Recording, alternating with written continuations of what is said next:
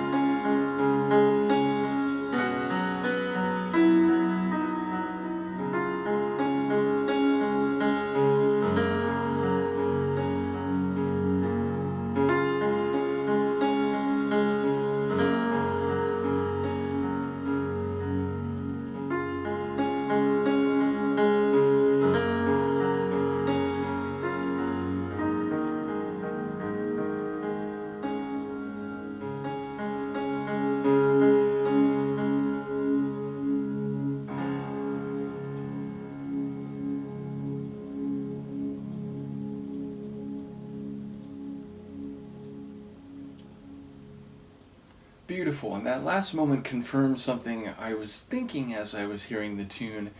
Because at first I was like, oh, it's just piano, and I got a sense pretty quickly that it would be an instrumental, so no direct answer to my thoughts about the title phrase, though conceptually the idea of this piece, its tone, its atmosphere, being reflective of someone's place and by extension their perspective, I think could be a very valid take.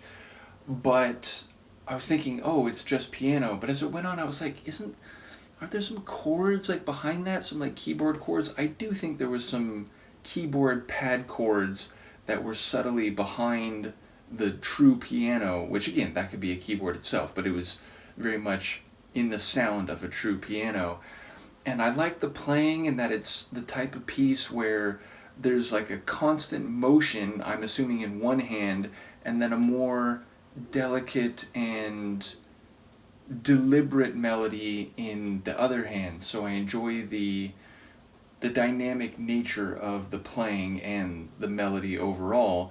And yes, it was very sweet, it was very tender, it was very warm and open, and the type of place you'd like to inhabit is what it felt like. So wherever Enya is in this regard, it's a place that I think a lot of us would like to be.